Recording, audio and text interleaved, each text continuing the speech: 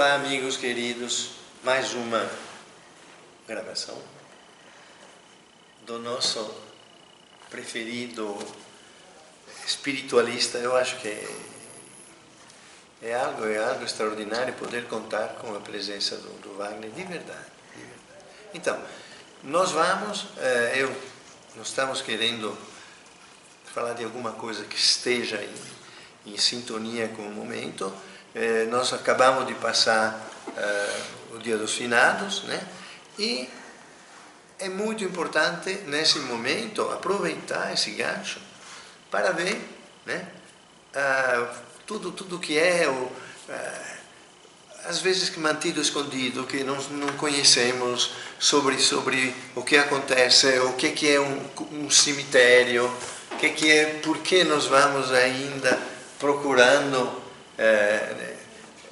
um lugar onde realmente já não se encontra mais nada, onde somente fica a casca. Então, talvez seja importante que o Wagner fale sobre todo este aspecto às vezes tão triste e tão complicado para muita gente, que na realidade é algo natural, normal, e que não deveria deixar sequelas tão fortes às vezes.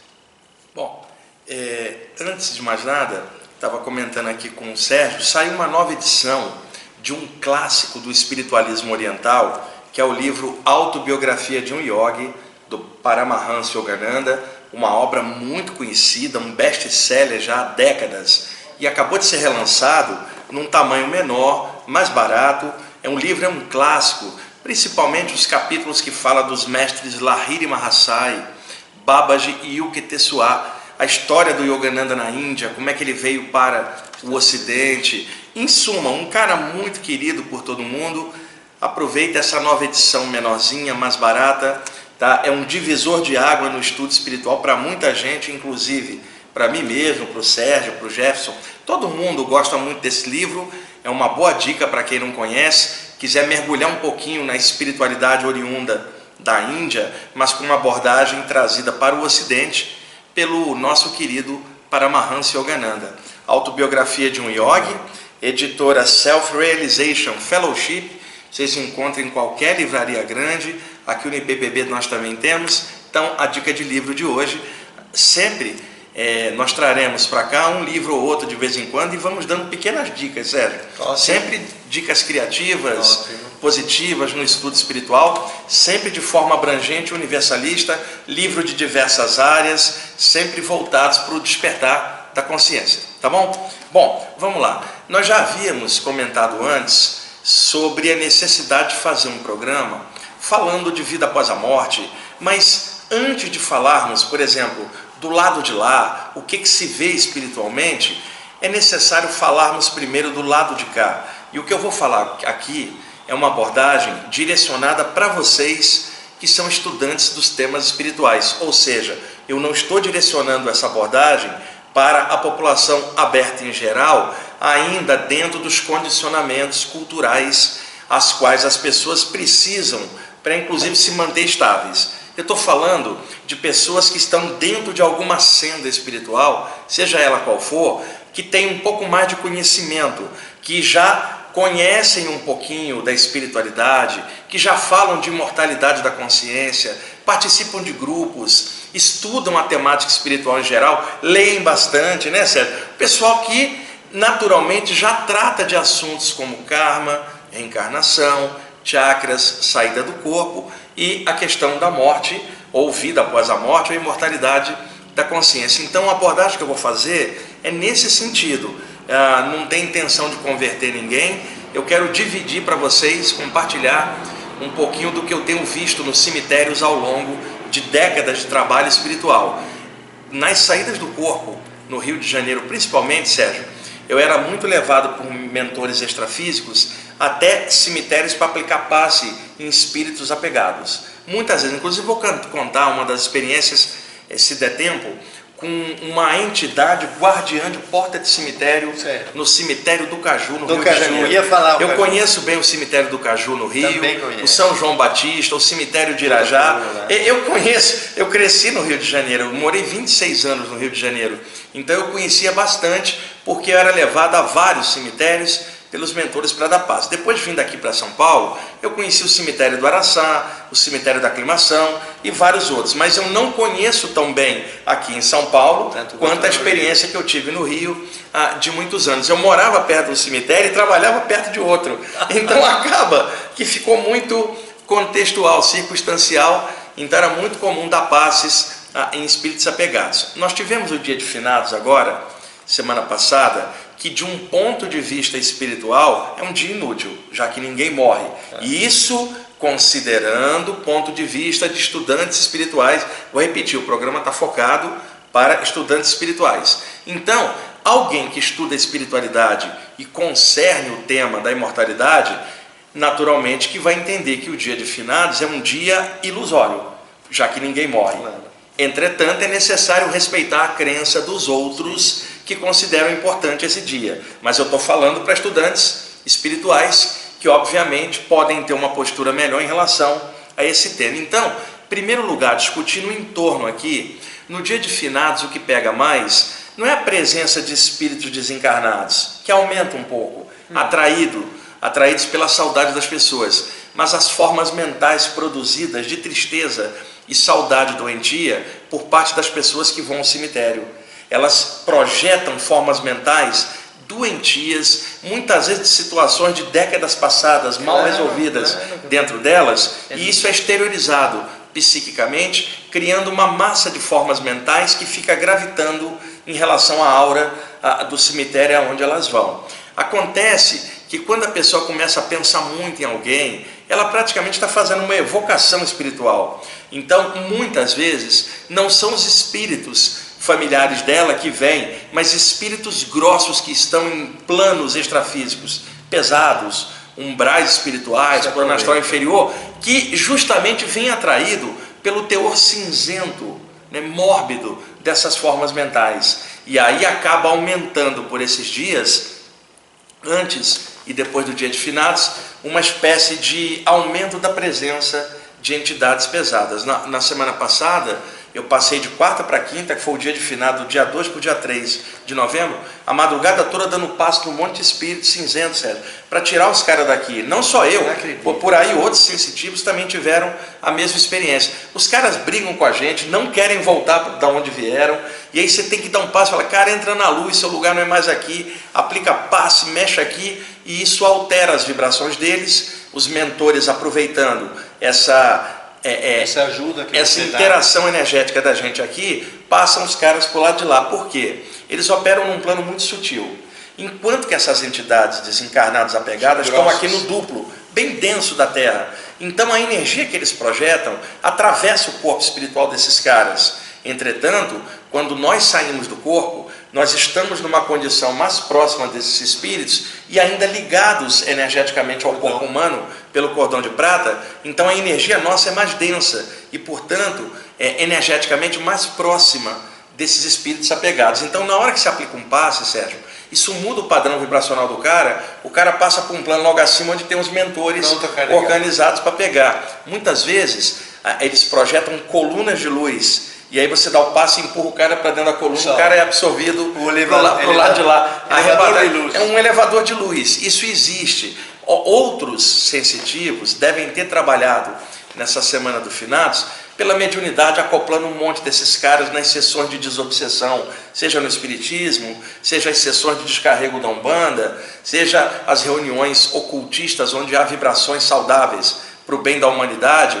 Em suma, é uma semana que fica muito pesada, e a culpa não é tanto dos desencarnados que ficam agarradiços aqui, mas das pessoas aqui embaixo que projetam essas formas mentais pesadas que ficam em torno, prendendo essa galera do lado de cá.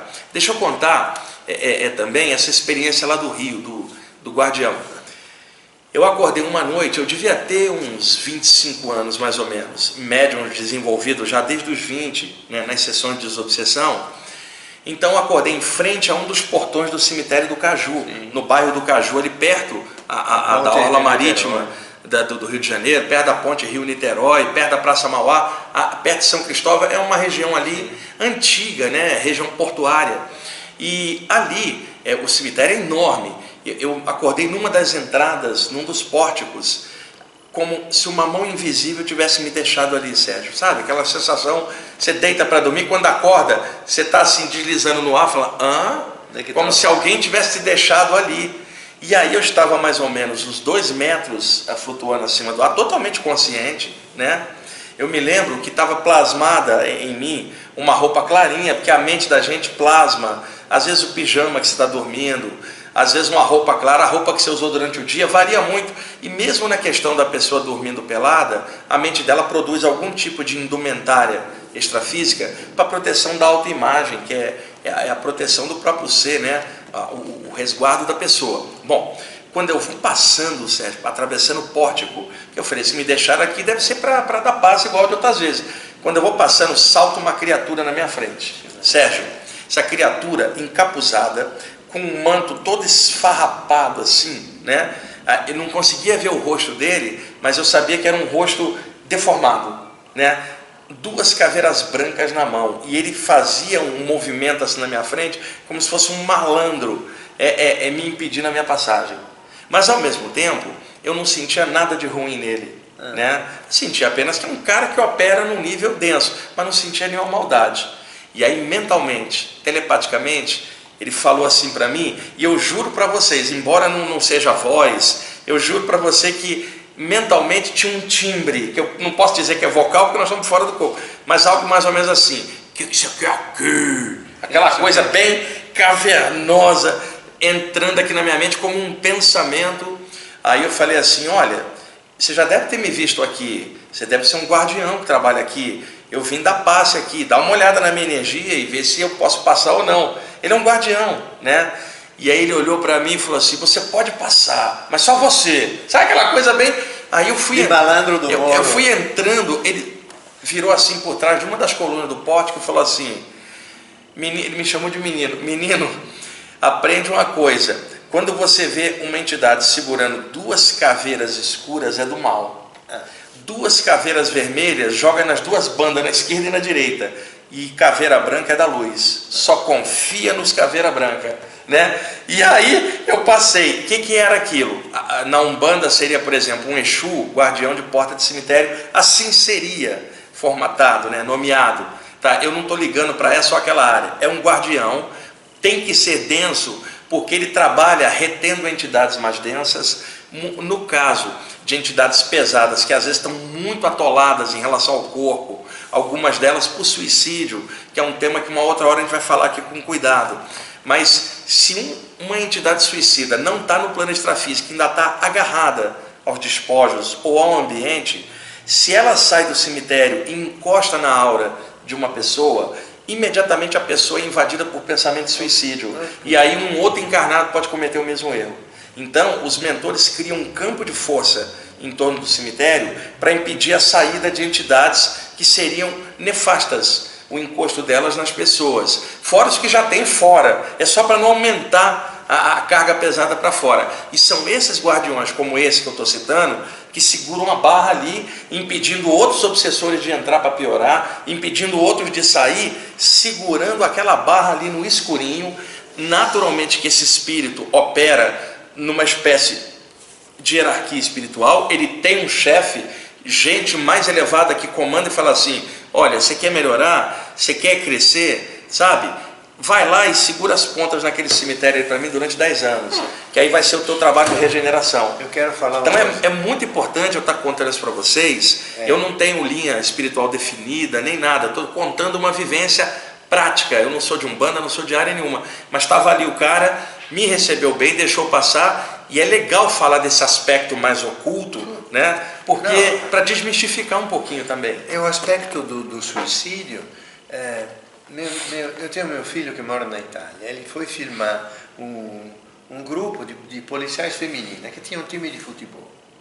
Ele fez amizade, fez o vídeo, e o que aconteceu um dia depois? Essa mulher que tinha 28 anos, sadia, policial feminina, era guarda de prisão, ela era da polícia como se fosse da polícia militar. Ela foi visitar uma amiga no hospital, a amiga tinha dado à luz. No elevador do hospital, puxou a pistola, deu um tiro na cabeça. No hospital. Aí eu fui, me mandaram a notícia toda, tá? Sabe quantos policiais militares se mataram somente no norte da Itália? Mais de 100 policiais militares se suicidaram com a pistola que eles usam. Eu digo, não é possível. Não é policial daqui que matou, está com consciência pesada, não.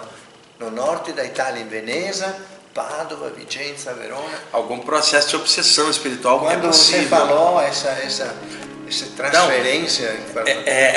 Quando a gente vai falar mais nisso, pessoal, quando a gente estiver abordando um ou dois programas sobre suicídio, que é um tema que precisa ter muito cuidado para falar.